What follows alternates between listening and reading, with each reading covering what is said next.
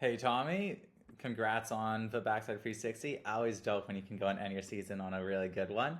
We're going to go break it down, talk about the benefits of how you're doing it, talk about the tweaks you might want to make for certain jumps, and just give you the whole reasoning behind it so you have something to think about over the off season. So first, let's go and just dive in and watch through it. First thing I'm going to note is a side hit transition like this, you do a really fantastic job of holding a really nice tall body posture while coming up it. Like you're on your toe edge, it's a tough transition, and you're holding a really good posture pretty much all the way.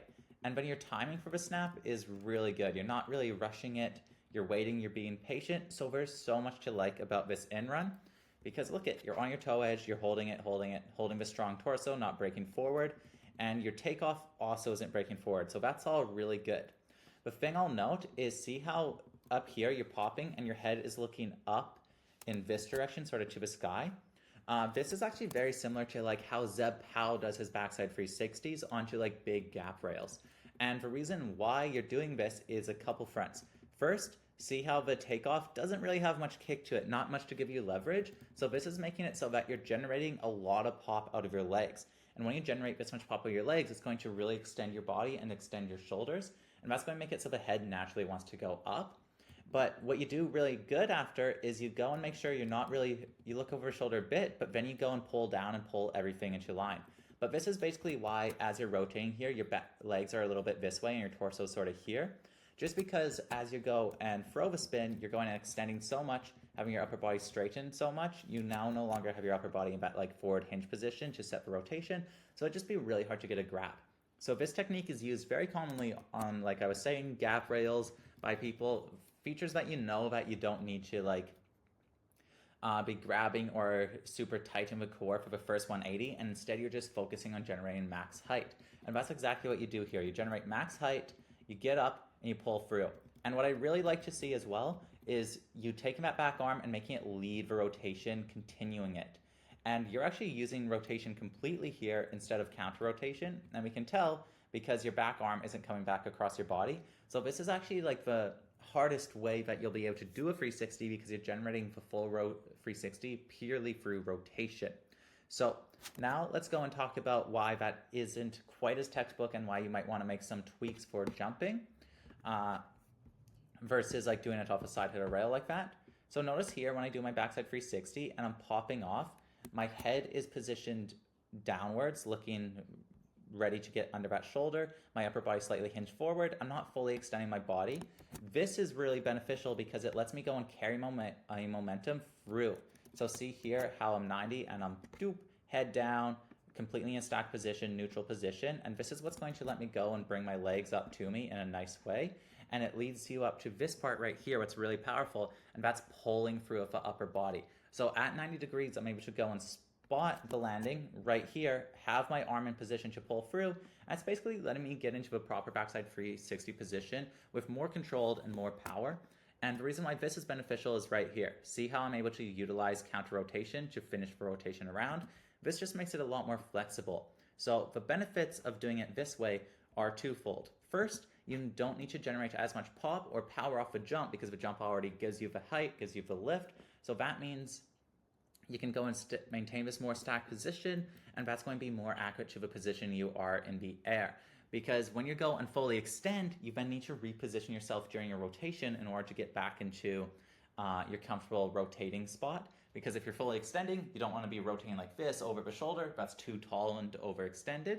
So when I go and add a little bit more bench, my legs don't pop quite as much, keep my head here, that's letting me go and keep myself in a position that I can easily pull into a grab.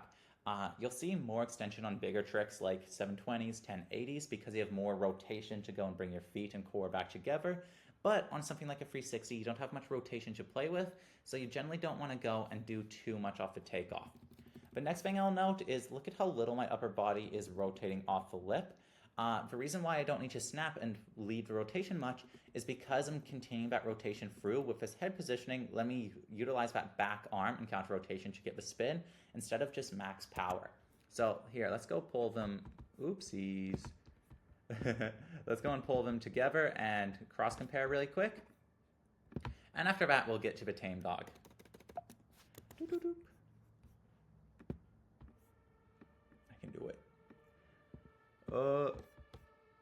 Sorry, I'll pause quick. All right, we'll cross compare these really quick, and then we'll go over for TameDog. And after that, I'll give you some little training routines you can do throughout the summer to go and help you go and unlock this, because you will want to do it more similar to how I'm doing it when doing it off like park jumps, because it's going to help you build to bigger spins. So let's go and first take a look at the just point of takeoff here versus the point of takeoff right here. Sorry, it's a little bit small. But see how your throw is making it so your arm's coming down a little bit, and that's lifting your chest into the air, and you're sort of getting the shoulder dip. The shoulder dip's normal. We can see that I'm dipping a little bit, but the difference is your chest is lifting upwards where my chest is staying down. So my back arm's coming up to go and level up my rotation, where your back arm's going up because your whole chest and head's looking up a little bit. And then when you go and pop, it goes in basically, the reason why it's an issue is because of right here. See how you're looking up and over your shoulder and your back arm's sort of getting left behind? This means you're not channeling your momentum in the most efficient way, and that's going to slow down your maximum speed of rotation a little bit. If we compare that to mine, you can see that I'm able to hold a smooth, fluent motion the whole way, keep that head down, and then that back arm's able to come into play and lead the rotation. So at 90 degrees here, we have two very different forms. You're at 90 here, and we can see that your legs are back a little bit, your upper body's more towards your heel edge, your arm's a little bit closed off, and your head's looking over the shoulder, so your torso's just a little too tall here. Where me at 90 degrees, I have my upper body completely over, my legs completely up, and my head's downwards, getting ready to look for a landing. This lets me go and look into the landing while pulling that back arm, where you're needing to go and pull yourself down. See how your head's coming up, and then you're needing to drop that shoulder down into the landing, where I'm able to go and pull my shoulder up into the landing. It's a small difference, but it's really going to be a big change for going and adjusting rotation. And again, the main benefit about doing it this way is right here. See, I'm at 180 degrees. I hardly rotated, so my snap rotated me 180, and then I'm using counter rotation to finish off the spin.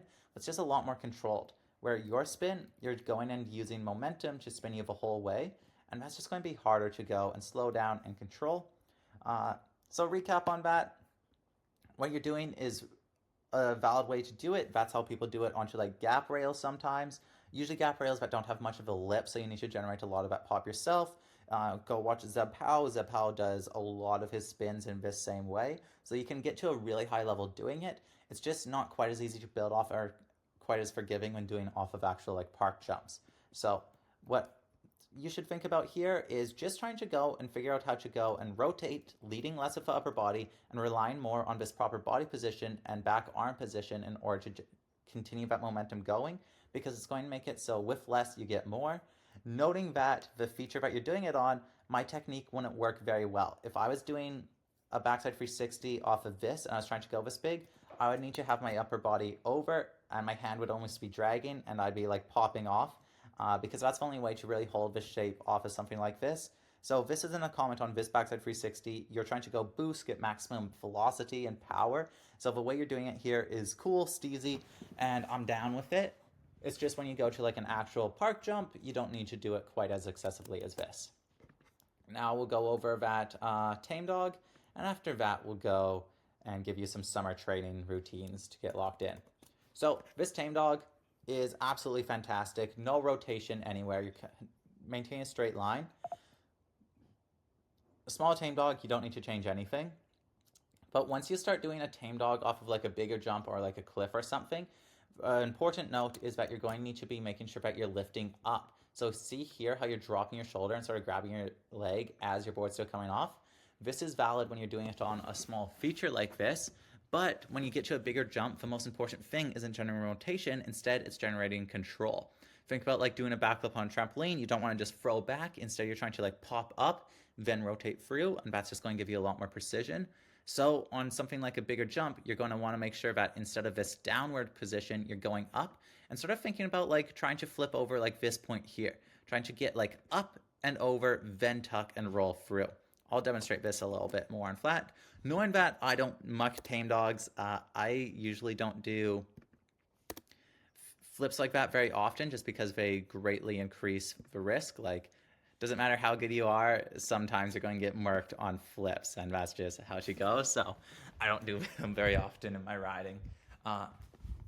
So we'll go and cover... I changed for full screen on this. That's okay.